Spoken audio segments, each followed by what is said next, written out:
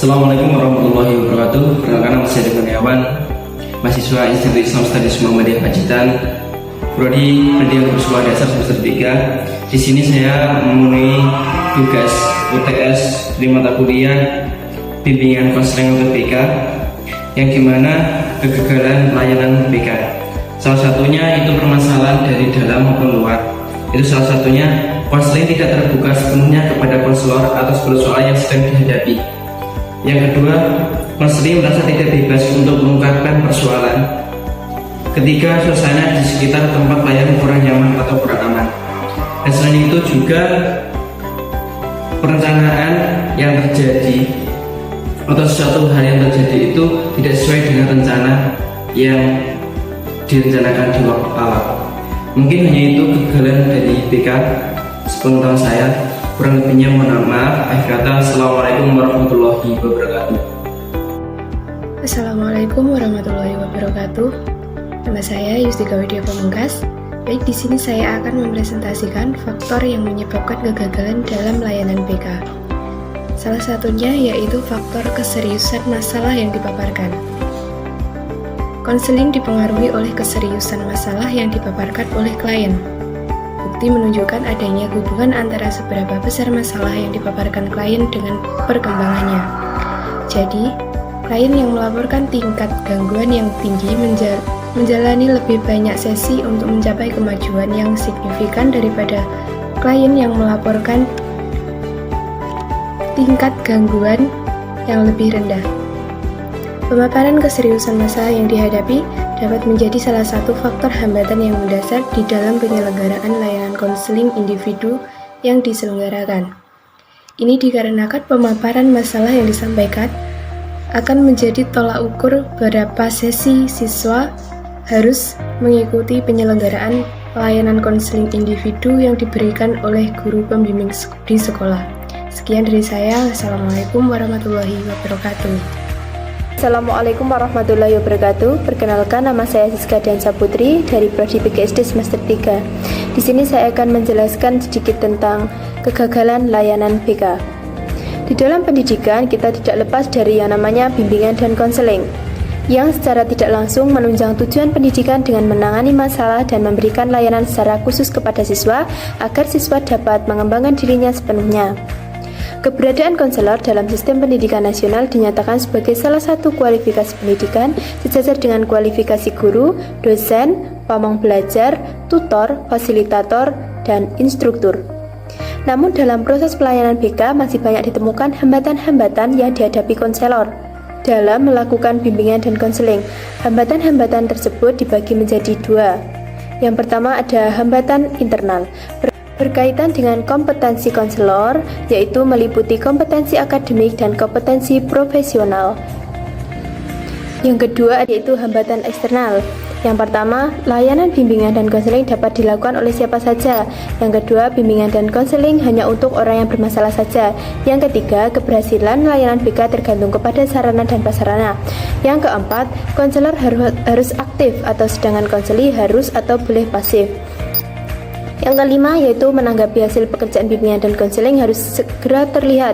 Yang keenam ada guru bimbingan dan konseling di sekolah adalah polisi sekolah. Sebelumnya, Assalamualaikum warahmatullahi wabarakatuh. Perkenalkan, nama saya Nur Aini dari Prodi PGSD semester 3. Di sini saya akan menjelaskan dua faktor yang mempengaruhi kegagalan dalam proses pelayanan BK. Baik, sebelum kita memasuki ke materi tentang dua faktor pelayanan yang mempengaruhi pelayanan BK, di sini saya akan menjelaskan dulu apa sih itu pengertian dari BK. BK sendiri adalah proses interaksi antara konselor dan konseli, baik secara langsung maupun tidak langsung, dalam rangka untuk membantu konseli agar dapat mengembangkan potensi dirinya ataupun memecahkan permasalahan yang dialaminya. Langsung saja kita memasuki dua faktor yang mempengaruhi kegagalan dalam BK. Untuk yang pertama adalah kualitas dari seorang konselor. Yang kedua adalah kualitas dari seorang klien. Untuk yang pertama adalah kualitas konselor. Kualitas konselor yang berkualitas sangat mendukung keberhasilan konseling. Ada beberapa karakteristik umum yang harus dipenuhi oleh seorang konselor supaya dapat membantu terjadinya perubahan dalam diri klien yang dihadapinya. Jadi, pada poin ini, konselor harus memiliki kemampuan atau memiliki skill untuk mengetahui karakteristik pada diri klien itu sendiri. Nah, jadi di sini sebagai seorang konselor harus memiliki skill yang bagus agar kita dapat mengetahui karakteristik dari seorang klien tersebut, sehingga keberhasilan dari bimbingan konseling pun akan tercapai dengan bagus. Untuk yang kedua, kualitas klien. Kualitas klien juga memiliki peranan penting dalam mendukung hubungan maupun proses konseling yang kondusif. Kualitas dapat dilihat dari kesiapan klien untuk berubah. Konseling tidak bisa dimulai kalau orang tidak mau mengenali adanya kebutuhan untuk berubah. Konseling baru bisa dimulai kalau orang yang sudah siap untuk menerjunkan diri mereka sendiri ke dalam proses perubahan. Jadi, itu tadi dua faktor yang mempengaruhi kegagalan dalam proses bimbingan konseling. Cukup sekian. Wassalamualaikum warahmatullahi wabarakatuh. Perkenalkan, nama saya Khairunisa dari Prodi Pendidikan Guru Sekolah Dasar semester 3. Di sini saya akan membahas satu kendala yang menjadi penghambat atau gagalnya proses bimbingan konseling dalam menyelesaikan permasalahan yang dihadapi siswa. Yaitu salah satunya kurangnya inisiatif dalam proses bimbingan konseling. Maksud dari kata inisiatif di sini yaitu harus adanya sebuah perubahan.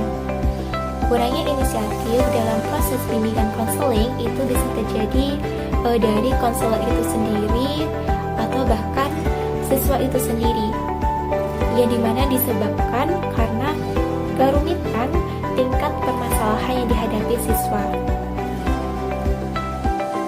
Kurangnya inisiatif dari konselor bisa terjadi karena hal-hal berikut, yaitu satu, kurangnya penggalian informasi yang dilakukan konselor dalam menangani permasalahan yang dihadapi siswa. Kedua, kurangnya komunikasi antara konselor dengan pihak yang berkaitan. Ketiga, tidak adanya tindak lanjut setelah pemberian arahan dari konselor. Keempat, bisa jadi karena kurang kerjasama antara special teacher dengan itinerant teacher, yang dimana special teacher yaitu konselor yang berada di tingkat sekolah, sedangkan itinerant teacher yaitu konselor yang sudah ahli dalam konsultasi. Kurangnya inisiatif dari siswa yaitu biasanya karena keabaian siswa terhadap saran yang diberikan atau solusi yang diberikan konselor, sehingga tidak diaplikasikan atau direalisasikan, sehingga problem atau permasalahan yang dihadapi siswa tidak kunjung selesai. Perkenalkan, saya Anita Safitri. Saya di sini ingin membahas tentang kegagalan dalam pelayanan BK. Nah, di sini ada beberapa contoh kasus pelayanan atau kegagalan dalam BK.